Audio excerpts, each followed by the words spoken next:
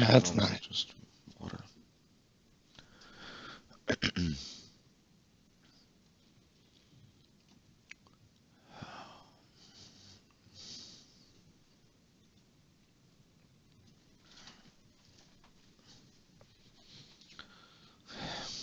Yep, both look good. Why don't you go ahead and start the show, Michael? Um, Good morning, everyone. This is Michael here, starting off the Foolish Tech Show for Monday, August 1st, 2016. Excuse me, a little bit frog in my throat, but we are here primarily to support our software and services. That's our main reason for being here. So if anybody wants to talk about that, please join us at foolishtechshow.com or excuse me, at foolishit.com/live or foolishtechshow.com. You can join our Twitch and YouTube feeds there, and also join our RC chat. Some of those feeds auto start, so be careful about that. But the IRC chat is important because it's the way you can interact with us, and we're totally cool with being interrupted to talk about business. So please feel free. Otherwise, we're going to talk about just general tech stuff, hopefully things that are relevant to the people out there, and may even be entertainment related. But I just want to ask everyone that's here with me today, how is everyone and how are you doing and how was your weekend? I had a rough one Eh, and I'll go into that later, but go ahead. Good, you said? meh. Meh. Um, Yeah. Johnny Tank, Uh, anything you good know, or bad or not? Nothing too exciting. It's a normal weekend. Gotcha. Well, I spent some time at the urgent care this weekend. Got some let's chores get done right too, into which is it. nice. But yeah, as you guys can see, my eyeball's pretty nasty. It could be shingles. I Ew. think it's shingles. But they're giving me antibiotics, antivirals, and Dang. steroids, and it's gotten considerably worse. Um, I if We're it telling doesn't you start to stop letting your dogs lick your eyeballs. so if That it doesn't in your stop mouth. soon, Yeah. Inside your mouth. That um, too. if it doesn't stop soon, I might have to go to the hospital. But anyway, um, You have like a membership card for that thing, right? The hospital. You have like a frequent I mean, I should. card or I've something. got my card stamped already, so I have Yeah, to I get hope it you in for pay my your freedom. credit card, or I hope you pay your hospital bills with a frequent flyer credit card. Oh yeah, absolutely. I'll be able to fly around the globe after this is all said and done. Um, but there's a couple of things in the news this morning that were interesting that I wouldn't mind chatting about. Hey, It's already Rover. on, I think. Do a rundown on your software. Oh, okay. Yeah, sure. Rover, absolutely. I'll skip the news and we'll do a rundown on the software. So, D72. Brantley, do you have any machines up and running with all of our software? I gotta get one of those virtual machines popped open. Um, What? I gotta get one of those virtual machines. Oh, that's right. We have them on the cloud, don't we? Did you figure out your RAM issue? And why don't you tell everybody? No, I didn't. Like I said, I had some health issues this weekend, and it's been making it very hard to stare at the computer screen. Um, my eyes in a lot of pain. But anyway, um, What are you gonna do if they have to remove your eyes?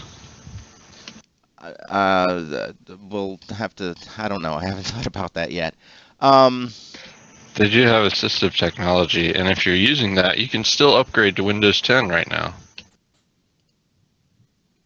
oh, assistive technology. That's right. Those are the few folks that got an extension on that upgrade. That's actually a very important point. Um, Yeah, but if they have to remove your eyes, then at least you can just have the computer read the screen out to you. Yeah, yeah. Let me listen. We got a You, mission here. Let me start up a box here. What's the mission? No, Rover wants us to show off some software, our software. Oh, cool. Okay, so here's a screen I can share, I guess. Let me take care of this. Okay, so can you guys see that? How's that showing up on the, oops. I probably should keep, I see it. you do see it? How's the YouTube stream? I bet you guys are seeing the, let me see if I can, oops, no, wrong one. Oops, oops. Oh, can I not minimize? Oh, let me move that out of the way. All right.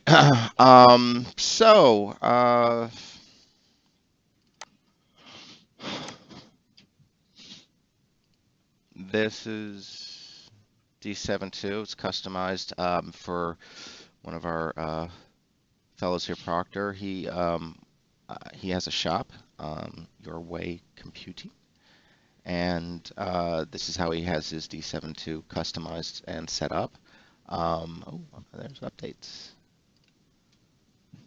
I didn't update this copy.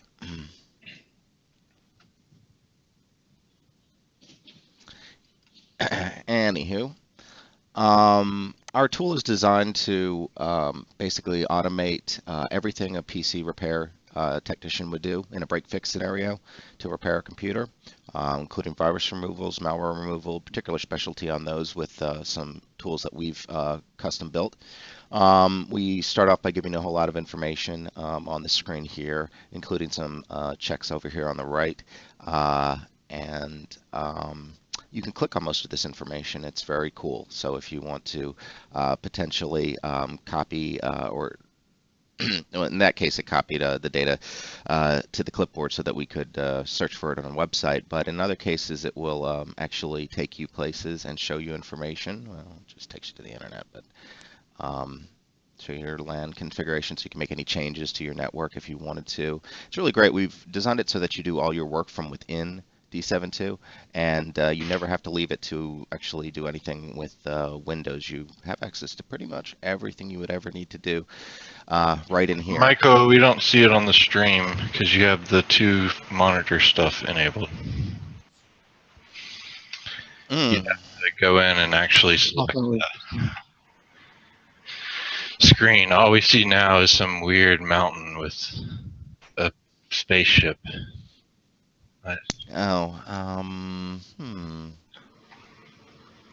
And like a humpback whale in the background. You don't see anything now? You're going to have to wait a couple minutes because... All right, now we see it. Okay. So re-explain everything again. Okay, so... and what's your WAN address? Oh, God. Jesus. Yeah, all right, well... how do I do this? I guess... No one cares about your WAN address. Page. There we go. Why don't you go to the config option and show them that? You can disable the WAN address for these type of situations. Oh, that's right, you can. I forgot about that. Where is that? In the config options.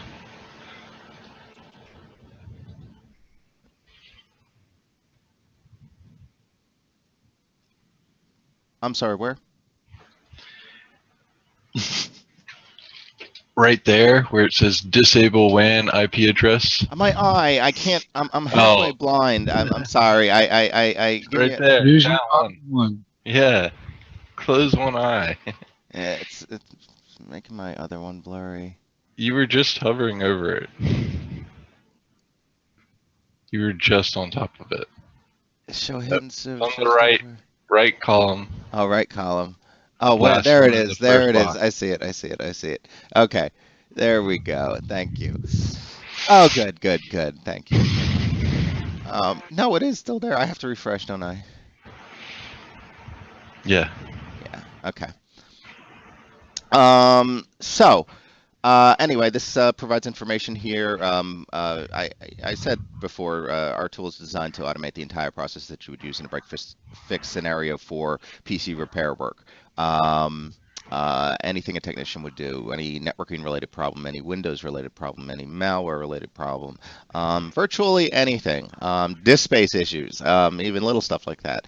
And we log everything you do in here, so it's really great too for technicians who don't like to document. We do a lot of reporting, and uh, just to give you an example, this is the default work report that was loaded from this machine. This is the information report. Tons of useful information in here, including pulling product keys, and great for documentation purposes for your consumers. So you can do a lot of good stuff there. Then we get into our tools, and we provide tons of tools, as you'll see throughout our tabs, and tons of options. And I'll get to each one of those in turn. This is audit diagnosis and testing, tons of applications. Typically what we do with the left-hand column is we put every internal tool that we have. Then in the middle column we do the automated tools that are third-party, and the unautomated ones in the right-hand column, or the ones that need more manual interaction. And so you can get an idea of what we have on these things. Lots of informational stuff here. Malware removal. This is where a lot of our customers spend a good deal of time. We have some cool built-in tools, one of which is, oops, not Avast. That's not really what I wanted to start, but to give you an idea, that's one of the tools that we've got some definition, or one of the tools we have set up here. But Defunct is an internal tool. It's designed to scan. It's kind of like, I like to call it like auto runs on steroids. It basically will scan user locations. It also includes whitelists, or excuse me, whitelisting. So what you'll see, what pops up is basically a list of everything that might be bad on a system, but hopefully none of the good stuff. And as you continue to use it and update your whitelist, that should mean that most of these things you should check hopefully will be coming up with only the new stuff, and it'll allow your focus to immediately focus on what is, what's at fault or what's different on the computer. And we also provide some information so you can do some research to see if let's say you think it's malware potentially. So let's see, we're gonna get anything. Let me. This is a clean computer, so we're not going to see a whole bunch of stuff here. We can do some custom options. Oh, good. Temp folders. That's always good. Now, as you can see here, we're going to get some information. We get a virus total stuff. Lots of good stuff. This little thing, this IFEO, this is great if you want to prevent something from running. I don't know if you guys are familiar with what that is, but we've talked about it a bit in the past. It was designed for Microsoft for a debugger to launch a program. And what you can actually do, though, is if you make an IFEO for something and basically blank it out, it'll prevent that from running at all. And that's really great for malware, to put a stop to it in its tracks. Defunct's a really great tool. We could probably talk a whole episode on it alone, and we actually, I think we do have some videos. We'll see if we can pull those up later. Let's see, what is he asking?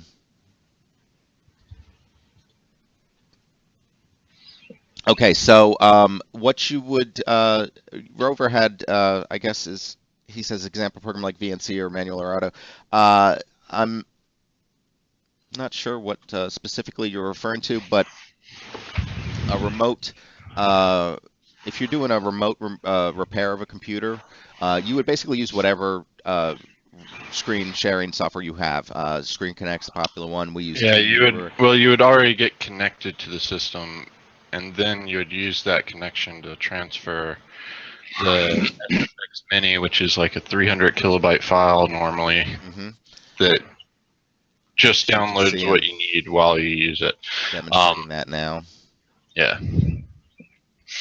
But the other apps are going to be apps that you're going to probably use to try to fix the computer once you've gotten connected. So. Mm-hmm. And any program like Malwarebytes or virus scanners, portables. You can even install stuff and have it run an uninstaller after that. So.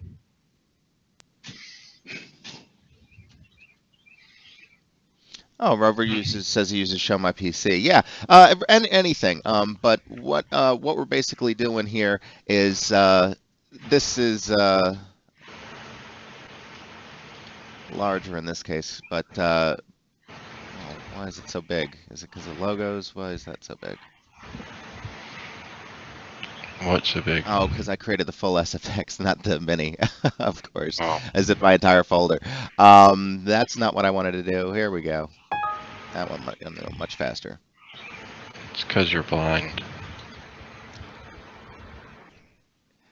Okay, so good enough. Oh, and that's because I put the path here. But anyway, this file, yeah, less than 300 kilobytes, as you can see, makes it very easy to transfer to a remote system. So let's see what else. He wanted me to run something. Just double click one of them. Yeah, I just don't want to. We're not here to advertise third-party applications, though. So that should be. Oh, geez, I don't have security essentials on this machine. Well, you ran defunct, so it's same thing with any program. Yeah, it's the same. It's the same concept. You just double click it and it runs, or you can check it and then use the start auto mode button to have it automatically go through each one and run it. Some things may not be able to be automated. So to give you an idea about we have lots of applications. And this is a totally expandable list, so you can put your applications in here. It's very easy. We make it very easy to automate as much as possible through this app config here. As you can see, you can create your own. Lots of good stuff there. We do lots of good branding with our software too, so to advertise your business. Now we also have this concept of auto mode profiles. Basically, you check off what you want to run, and yes, save it to a profile, and then you start. Potentially, and it would go through and do all those items one after one. It gives you a status update out here, what it's doing. I didn't even check to see what I was running. Not that I want to probably do all those things, but at any rate, it's really cool for PC repair. And we have more stuff.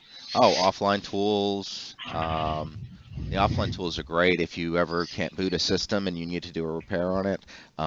You can access most all applicable functionality related to that you'll find on this page, of course, here, and it's great. Wish Proctor were here. He has some great stories. His techs, they do a lot of documentation in his office to make procedure wise, and he was always, when he's discussing procedures with his tech to document them, the first step in the procedure is always start D7.2. So I thought that was a funny story to share, because truly that's where that's. I'll give you an example, another good example. We had a shop that was using D7.2, and they had a long-term tech leave, and they needed to replace that person. Well, it took a long time to find a person to replace, but in the interim, they had an inexperienced, no tech work experience in the past individual there, and we sat them down, and within a week of training with D7.2 and using D7.2, they were able to repair effectively everything that a seasoned tech could, particularly virus removals, again, with no background, no training otherwise. Now, we don't recommend that. We recommend that D7.2 be used by a trained technicians. However, you can easily train somebody in the use of D7.2 much faster than you could train them on the individual repair procedures and steps. And for businesses that have a lot of turnaround, that can often be a big plus. And certainly the documentation and the reporting that D7.2 provides is a boon for would be a boon for most businesses. It's really designed to be the go-to software for PC repair work. Let's see. So USS Rover, one thing that Nick did when he was designing D7.2 is try to make it so it works in even the most broken computer, which is part of the reason why it's coded in VB6 and also is basically it doesn't depend on any framework being installed or anything of that nature. Also, Or functional. yeah, the only thing that can mess up that interface is going to be if WMI is broken. And even in that case, we have a safe mode interface that basically disables any of the WMI stuff. So at the worst, everything can be broken and still repaired with it. You can go into offline mode and fix computers that can't be booted. We don't have a self-booting USB DVD. It's fairly easy to create a Windows PE CD, and you can easily add D7.2 to that. It works just fine in a PE environment. Yeah, so it works just like normal in the PE environment, and you can do the offline style. So it's attaching a hard drive or in a attached environment. So. We also have another piece of software called Crypto Prevent.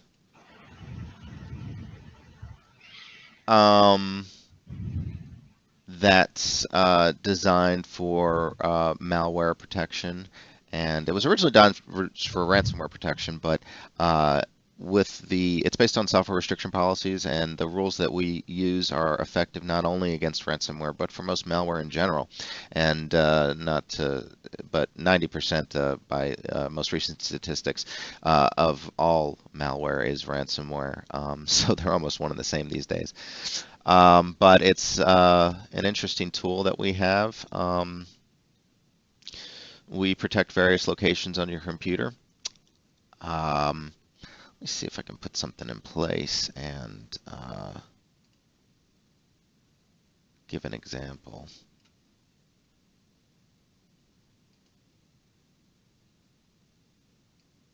Probably going to need to restart. USS Rover, that's exactly what the offline mode is for, is hooking up the hard drive to another working system and using it from there, or using it from a Windows PE environment. It even has access to the registry offline, so you can go in and add the registry without even having to have the system booted. SFC can be accessed from there. Virus scanners can be done. We have various price range that start as low as 19 a year or 179, or 19 a month or 179 a year, and I'll get you the link to that here.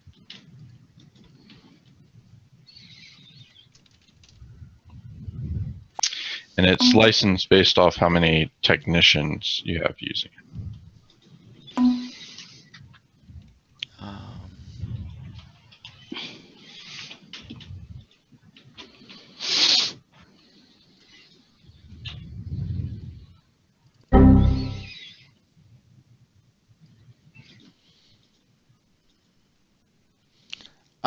So how much does it cost? It's a good question, USS Rover. I already said that. Oh. and you weren't listening. Crypto Prevent's right there, and it is only $15 for a lifetime license.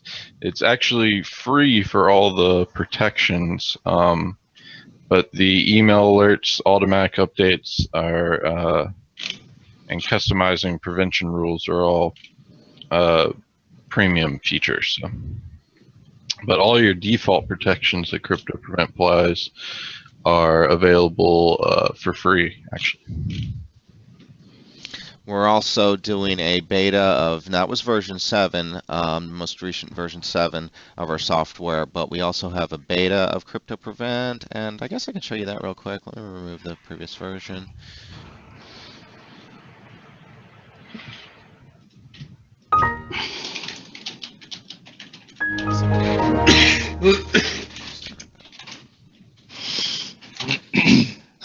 One moment here while I restart that. And you can get the beta version of Crypto Prevent there. Thank you. Does our site work with this version of let's see.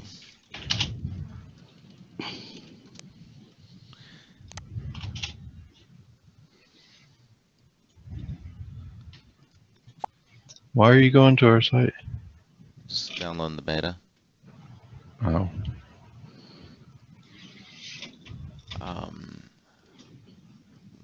What is it? Crypto Prevent beta? Yeah, Crypto Prevent dash beta.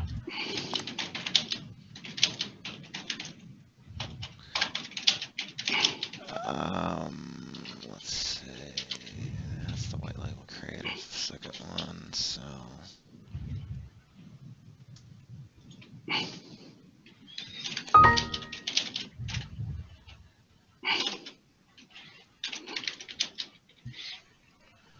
Could you mute Proctor? While he's getting that set up so you can show that off, this is our other primary software, which is dSupport Suite, which is kind of a more simplistic remote management tool, and it's more of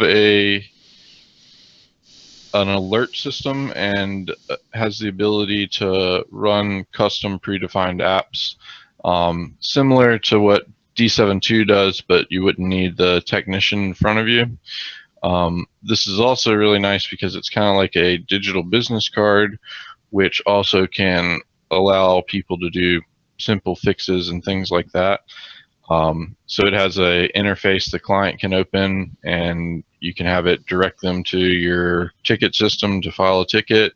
You can have it open up your remote software, and it'll connect you that way. You can also have some simple fixes like clearing the print spooler, opening up system restore, various little easy things like that that the end user can be able to do, and maybe save you some time or a trip out there or something, or maybe even help you get connected. Like there's a fix internet button that basically goes through and tries to fix any issue that might be with the network connectivity, and then maybe you can get connected and actually figure out what else is going on with their computer. So it's a great tool. All of them are great tools. And there's the beta version. So I mean, all you have to do is just show it off. It does all the same stuff, except for folder watch, which is a new feature. And no one can hear you, Michael, if you're talking. Oh, no, I wasn't talking. I was just doing, just visually showing off. Lots more policies in place. There's only about 300 policies that we do with the default level of protection in version 7 and version 8, which is what this represents. I know the version says 7.8.4, but it's what is version 8. When it's in beta, when it gets done with beta, it'll update that. But it's a considerable increase in the level of protection from the previous version. So right now we're Most of our competitors' products don't even live up to what we do with Crypto Prevent, let alone what this will bring to the table. So we're very proud and happy to have this just about complete, and we hope to be offering up it soon. Let's see. And you got all the links there? Great. Good, good, good, good, good.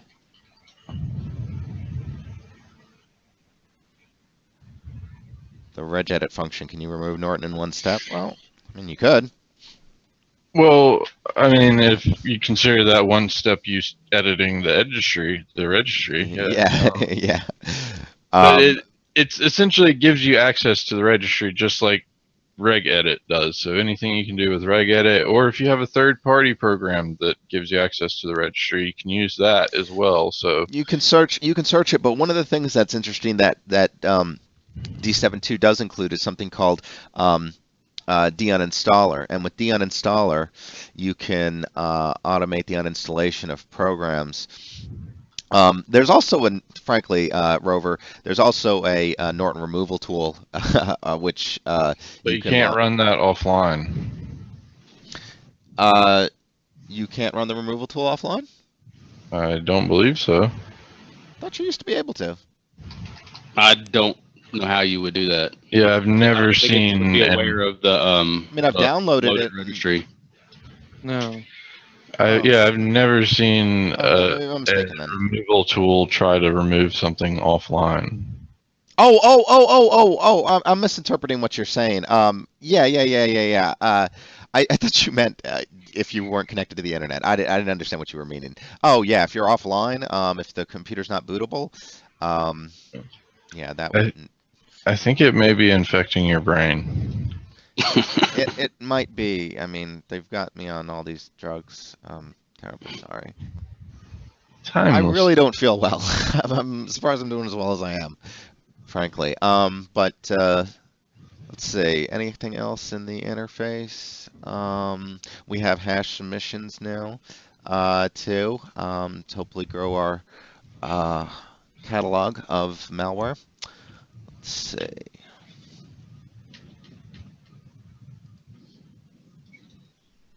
It's got some kill 'em all functionality built into it. Very nice, very nice, very nice. Let's see. Yeah, deuninstaller. That's what I was gonna do. That's what. Yeah, I was already there.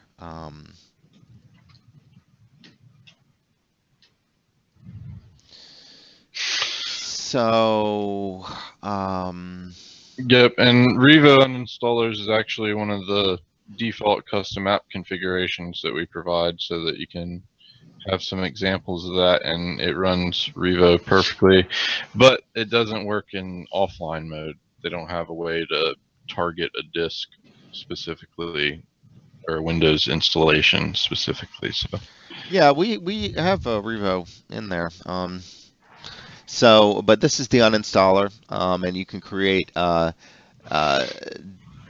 blacklists and things, so you can have it automatically remove certain programs from computers. It's used quite a bit. In fact, what doesn't Squatting Dog have a link to how many programs have been uninstalled with the uninstaller?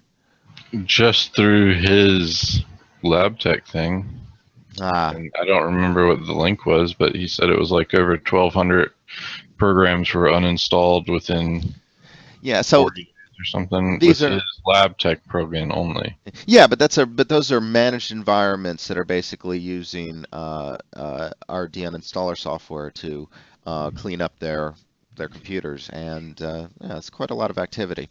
Let's see. What else was I gonna do? Yeah, there's Revo.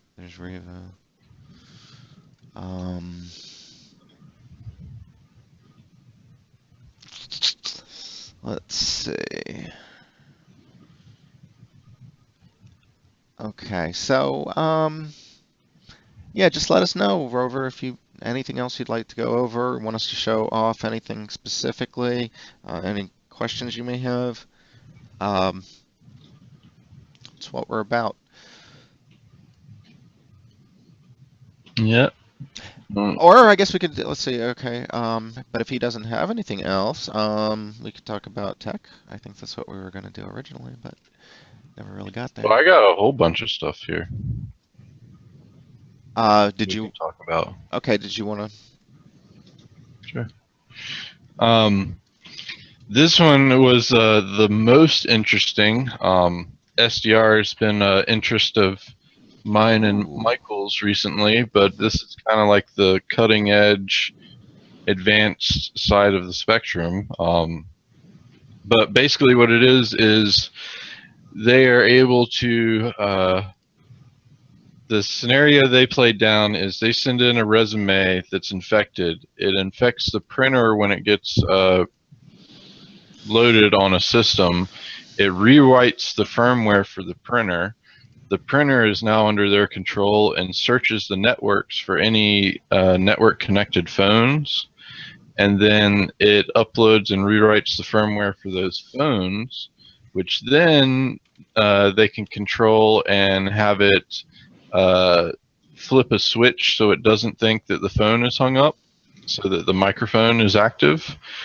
And then they can have it convert text to speech and then tweet everything out that it hears. So did you follow all of that? They That's went complex. from a infected resume to having a phone basically spy on you if it's in your office and tweet out anything that you say. And the phone is actually doing the text-to-speech portion and the tweeting portion. So I thought all that was fairly interesting. But they also have it set up so that with their printer firmware rewrite, they can actually have the internal components vibrate to the point where it generates a radio signal and you can pick it up on AM radio.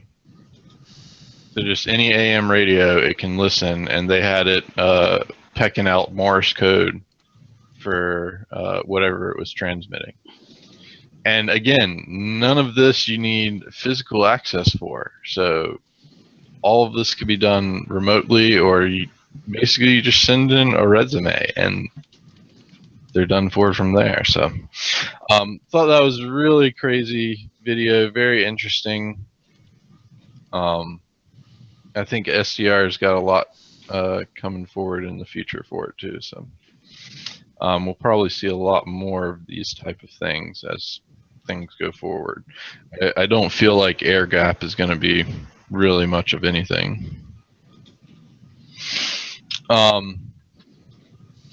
The other link I got is cool here, and this one is actually courteous of a friend of ours, Net Hunter. Courtesy. Not courteous, but anyway, but yes. Either way. Monday morning. Stop. This one is a red team security penetration testing. They were hired to test out a power company and see how secure it was. Apparently, it's actually extremely easy to break into power companies.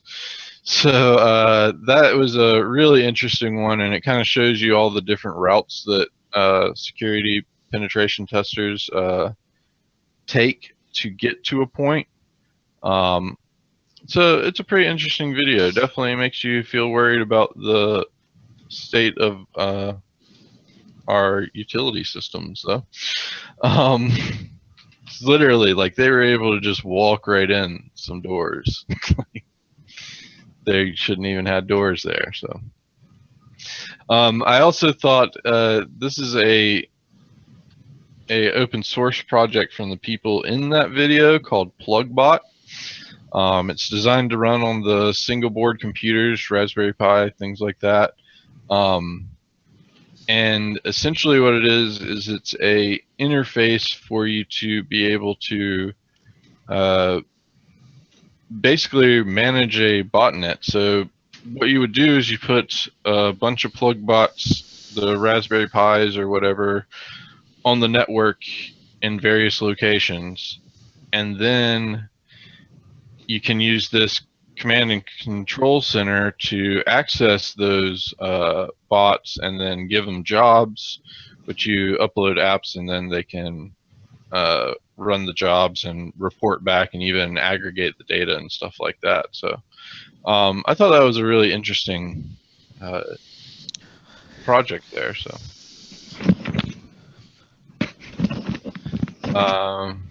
and then I haven't gotten to watch this one.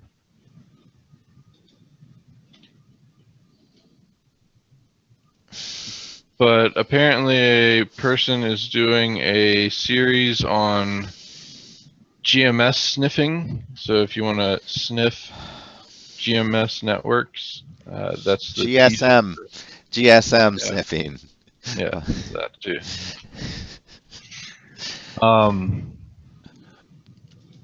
Oh, I forgot. Okay, well, listen, something that might be a little bit more relevant to the shops out there and this new Windows update that's coming out.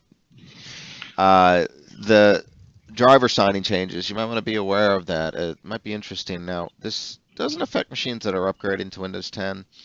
It only affects new installations, but if you depend upon old drivers for any of your hardware, Kernel mode drivers specifically. Kernel mode drivers, yeah, there is that's a good point, fair point.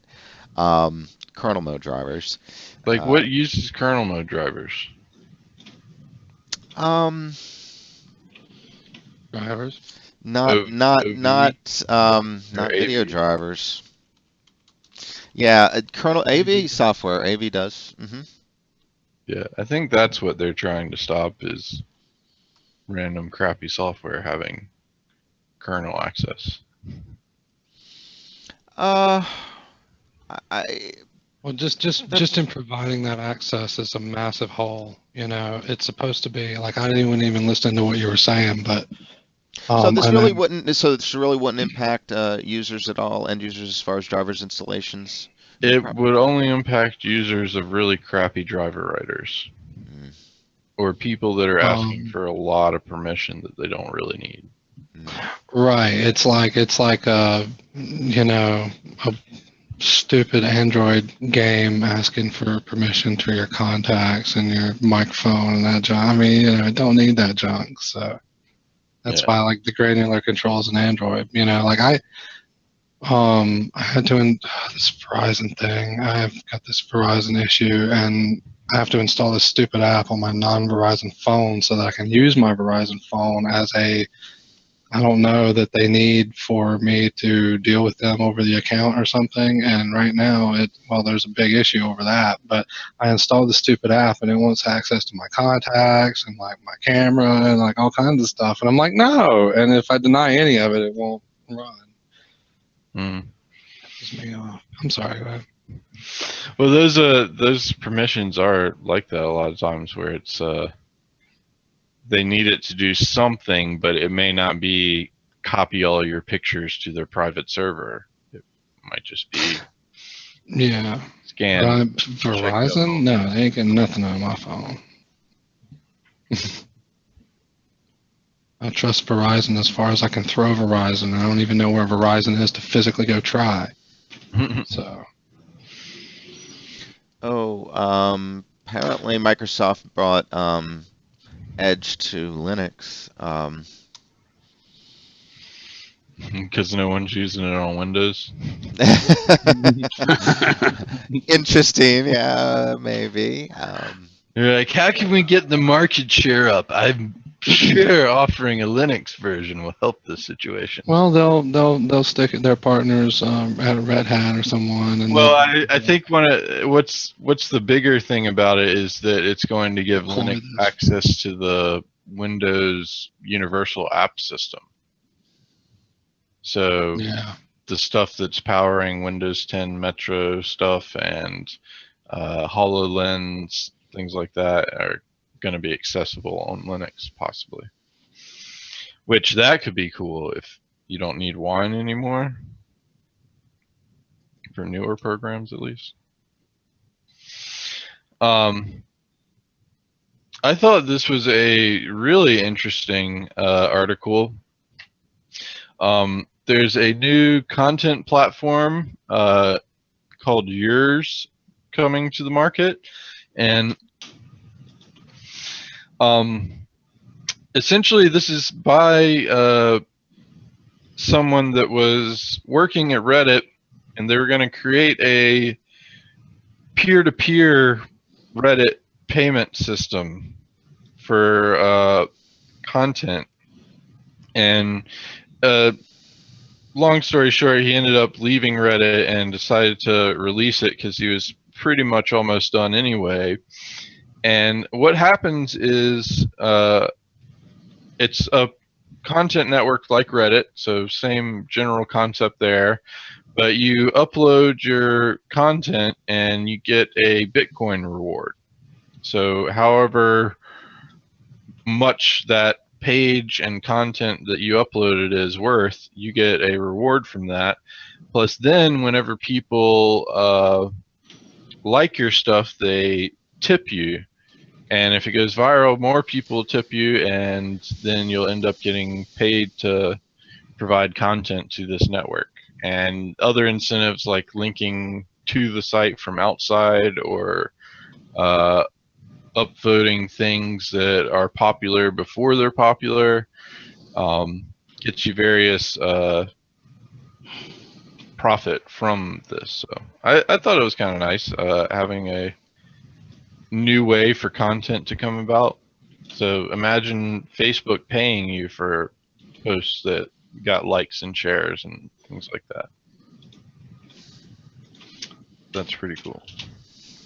Interesting. So I'm surprised you didn't mention. It is like electric money, but it is not money according to Florida jurisdiction right now.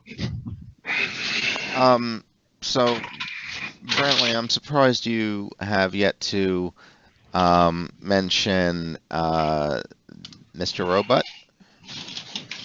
Robot. Who's a robot? Well, that wirelessly tracking thing was actually based on Mr. Robot concepts. Okay, well, but specifically this issue here, I didn't realize that they were plugging pirating movies and BitTorrent. Yeah. That's interesting. Anyway. Well, he was using uTorrent, which is microtorrent, yeah. The worst one. Yeah, I'm not a big. And then they did a shout out to a bunch of pirating groups, but none of the main ones I thought was interesting. Like Feeper Steam dipshit. Yeah. Yeah, I've actually never used or heard of any of those people, but there's other people like EFF TV or Easy TV are out there all the time. ETTV are out there all the time. And some other people, Fleet Prime, like those are the ones that I see a lot of and coming out all the time. I'm wondering why they didn't make the robot list. So yeah, I was actually more interested in the technology coming out of it, not that all he uses Tor. Technology like this is what he's looking out for, though. I thought this was pretty crazy. This is also a courtesy of NetHunter. SiteHound is a company that makes computer recognition software, and it can detect people, faces, gender, vehicles, and all kinds of stuff. Plus, it has a security camera system that you can download and sign up for using that. So, yeah, we talked about VOP on Friday, I believe it was, USS Rover. I think that's when we talked about that one. I think G-Hacks had done an article on it and let us know that it was available for free now.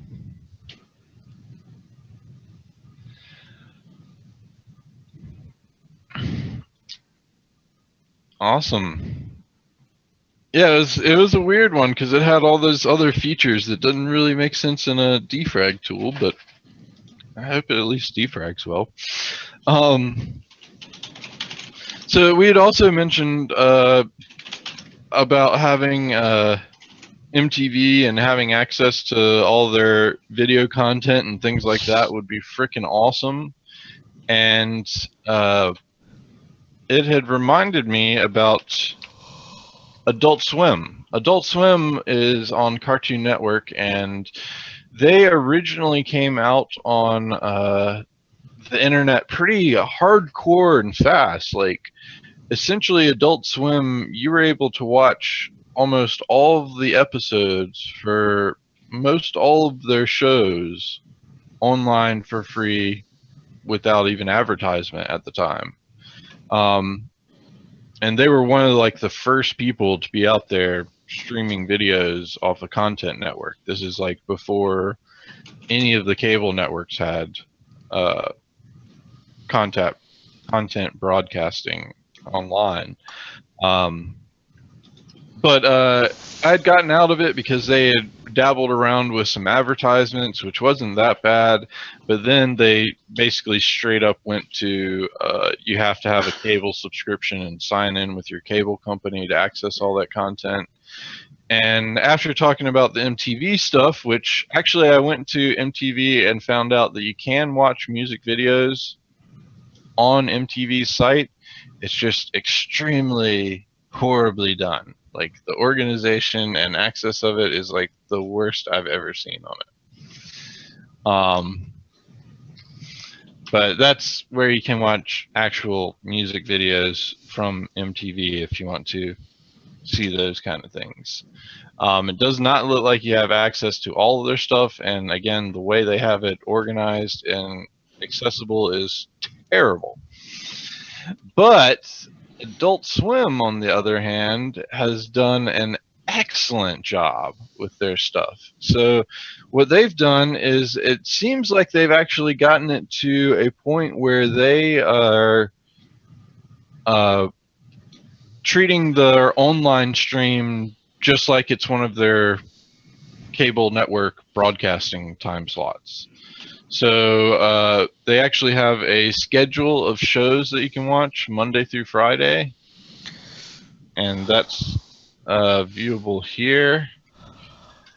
But that's just the live stream, and then they have chat stuff, and you can talk to them while they're live streaming, and they even have like I thought it was cool, they have a developer meeting show that you can actually like pitch ideas to Cartoon Network, Adult Swim, and like they'll work with you if they like them going forward. That's pretty awesome.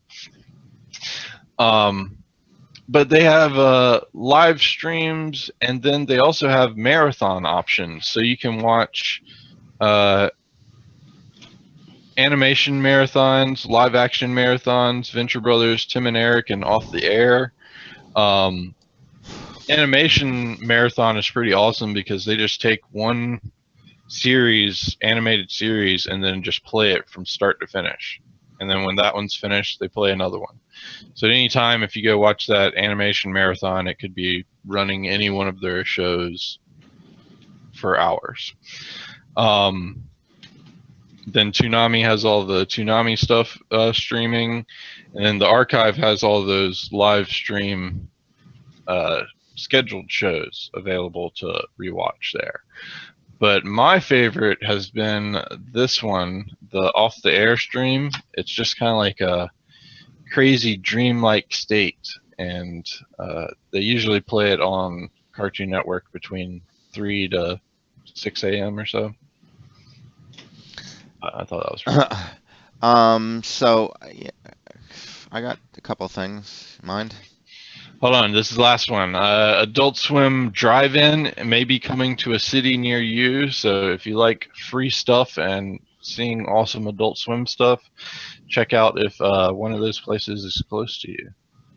Unfortunately, they are not here. Okay, I'm going good? to put you off too, Michael, because I don't want to hear it. But just while I got it on my mind, let's say, virtual audio cable. You guys using that yet? No. No. Well, that's where you're wrong. That's where you're messing up. But in any case, it's an app that we have that will pipe in multiple any input and output from any audio source, and you can mix that all in together into different virtual audio inputs and outputs that you can then use to pipe to other programs and stuff. I use it to switch back and forth between a boom mic and headset. 2 headsets actually, and I also have a recording source, so I can use a separate a separate app for whatever I'm doing to broadcast, like Ring Central here, to record that. And I just wanted to share my batch file I wrote last night, and then at the link below. It's for you guys especially, because I finally this weekend, like a couple weeks ago, I finally figured out virtual audio cable, and then this weekend, or enough to where it works. And then this weekend, I finally found the command line options in the manual, so I could write a batch file to start everything for me the way I want to. And then auto starting that with Windows in the run once file. That's another topic. We'll have to do that another time. But Is this the link? Yeah, it is. I just posted it too. oh yeah, for virtual. Oh, thank you. The actual software. Yeah.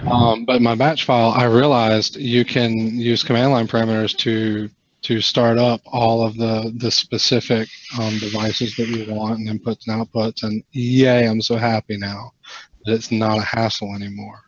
And I wanted to share that with you guys because it will help you guys out if you want to start using that, because I know for a fact, at least with Proctor and some of the broadcasting things, that there's some very obvious benefit to it. Yeah. You could also use it for, like recording things that maybe you shouldn't or something. I don't know. There's a lot of use case scenarios, but also from the batch, you may learn something because I put notes in there about Awesome. check for admin access. Well, that's the main reason why I don't use it, is because it's a hassle and difficult to set up, and it doesn't make sense. Like it doesn't make sense now. doesn't make sense how to use it at all. And I even had someone else that's set it up and used it several times on several different situations try to help me set it up on mine. They were just like, I have to be there. I can't do it remotely to help you set this up. So like you mess around with it tons of times to figure out what you're actually doing with it. Well, if I you still don't have a background in audio cable soundboard. Well, stuff. I still have like I'm using 4 lines in my setup, 4 virtual lines. I can't figure out what my first line is actually doing, but it always gives me trouble when I mess with it, so I don't. Yeah, see, that doesn't make sense. No, and also that means that your batch file is probably not going to work for other people. Is that what I'm understanding? Oh, I have a set variable section near the top, and you will have to do set variables you'll have to change that, modify that for whatever your actual sources are. Like mine say, oh, you know what?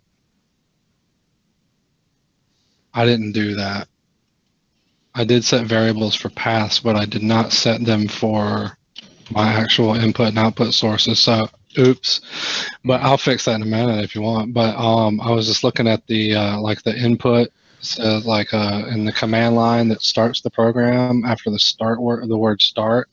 There's like /input %speakers %, but then there's like /output speakers space Realtek high definite. Like that's specific to my system. Yes. So you'll have to do that. Like, oh yeah, like. Yeah, my bad. You'll have to change these, basically. Rover just to posted where did my thing go? the lines. Oh, because it thinks the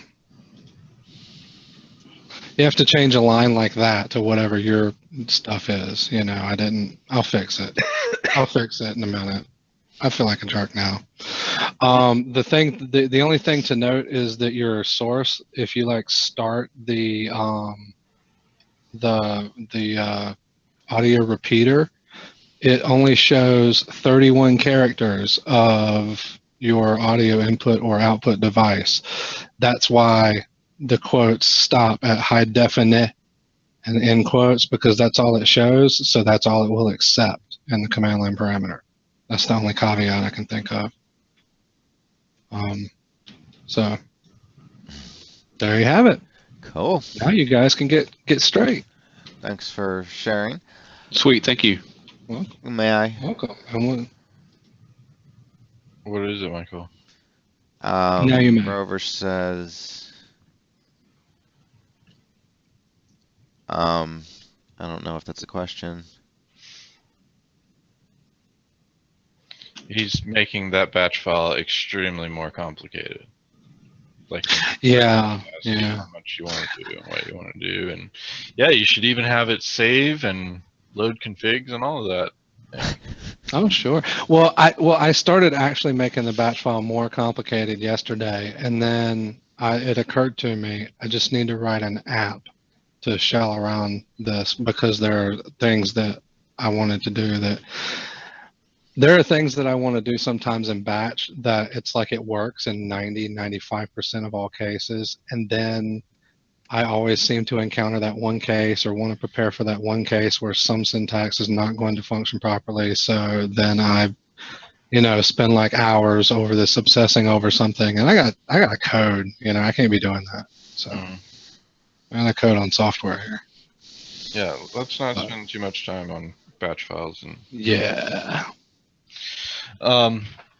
What did you want to say, Michael? Get it out.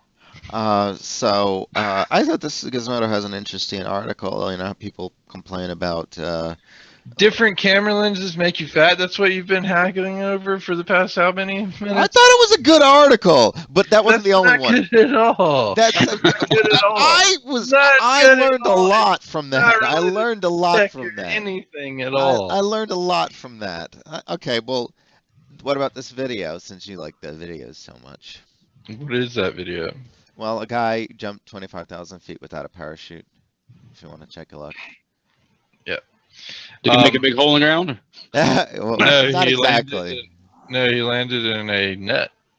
Oh, sweet. So it's like a circus diver diving out and landing on the ground from 25,000 feet up. 25,000 How far feet, did you won't be the able to net depress when he hit it? Well, that's what you'll have to watch the video for, Okay. I suppose. Yeah, the net was huge, as you can imagine, and yeah. So, anyway, but take some time to read the lens article thing. It's kind of interesting. Anybody who's big into photography probably knows everything about that, but I'm not, and I thought it was interesting sometimes how they make things look different. Anyway. Cool. Well, I think I got a link to, because we are at our hour time limit, and I think this link will wrap it up and bring everything together here. This is a data scientist that crunched the numbers to find the most heaviest metal word the most heavy metal word in the English language. Used a database of over 220,000 songs by over 7,500 bands to analyze the most and least metal words using the database of darklyrics.com. The most metal word is burn. The least metal word is particularly. Burn. I did not know that was a particularly metal word. It is apparently. Cries is second. Also works well for firefighters. Yeah. What was second? Cries. Hmm. Cries, veins, eternity, breathe, beast, gonna, presumably as in going to, demons, ashes, soul.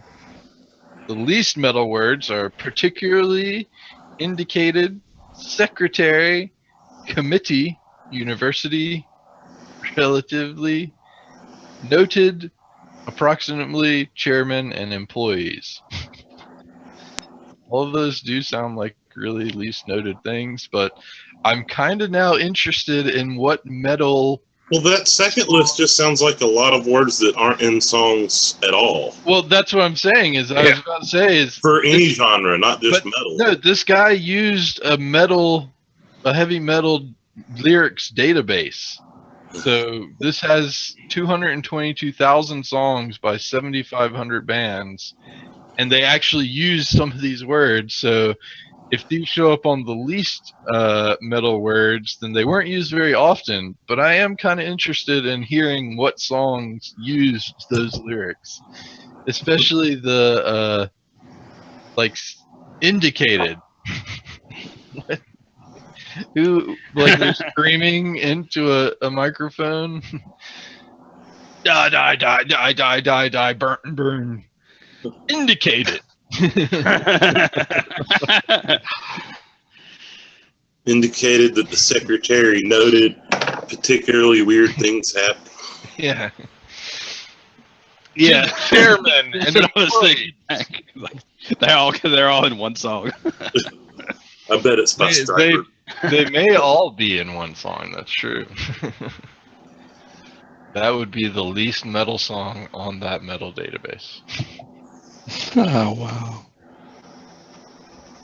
I like it. Yep.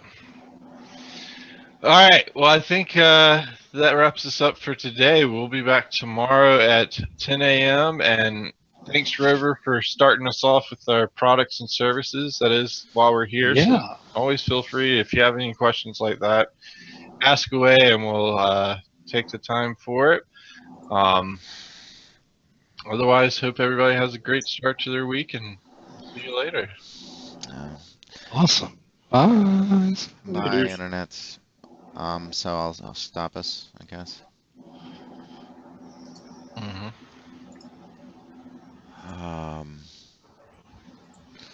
This Twitch should be